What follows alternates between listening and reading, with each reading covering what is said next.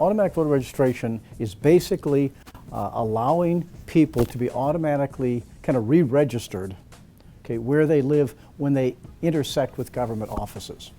There's 700,000 people right now in the state of Illinois that are registered voters and they have their driver's license, but they no longer live where they have the driver's license. So therefore, they're registered to vote from the wrong place.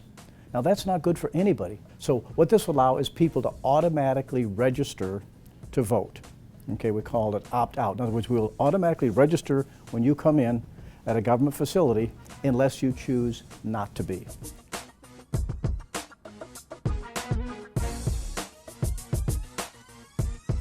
Well, it has many different impacts, which is why it's important.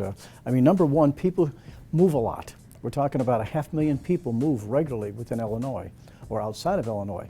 They don't realize they have to re-register every time.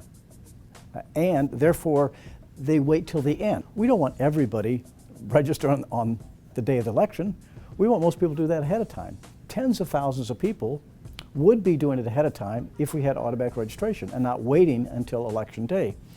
So there's the savings, the efficiencies, the list being cleaner, and above all, to make it easier for the voters.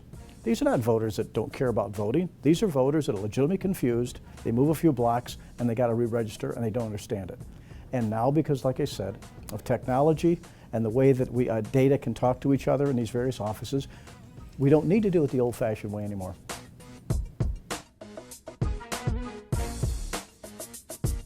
Well, take for example, I mentioned there's 700,000 people now that are registered to vote, but from the wrong address. Those people, they're getting mailings from Cook County Clerk David Orr, or the City of Chicago, or Peoria, or wherever it may be. That's all a waste of money. We prepare things on election day. We prepare ballots and so forth. We prepare lists of who can vote.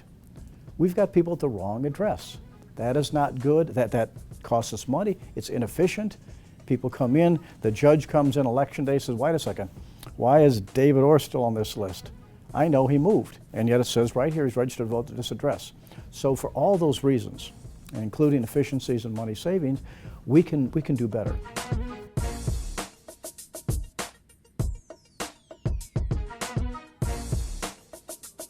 Well, of course, nobody intends to register undocumented immigrants or people that are not yet citizens. We don't really have a problem with that. Okay, we have ways of detecting it now before the automatic registration. We'll have ways to detect it after automatic registration. Keep this in mind. If you are a non-citizen and you register to vote, or you register to vote and you vote, you can be deported. Now, you and I believe voting's important, but nobody, particularly non-citizens, want to be deported.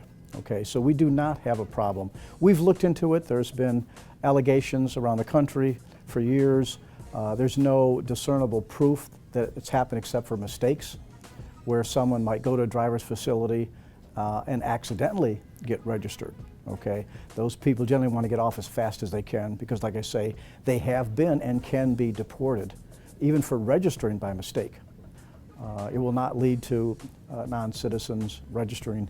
It'll lead to us cleaning up our lists and make it more efficient so tens of thousands of people are not struggling in the last few weeks before an election to re-register and go through all that paper stuff when in fact they wouldn't have to.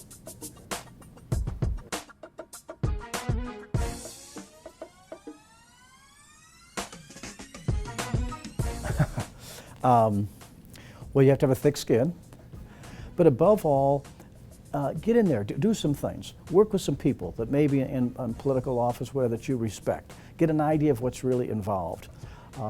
Get active in your local community.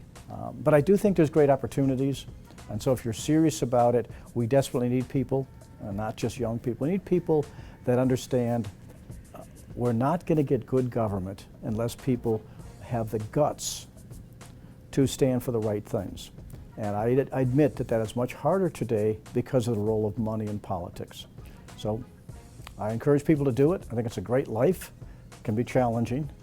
But if you're true to what you believe in, you'll always be happy that you did it. You can send the clerk your questions for our next episode at #Take5. Follow Clerk David Orr on Twitter, Facebook, and Instagram for Take 5 news and updates.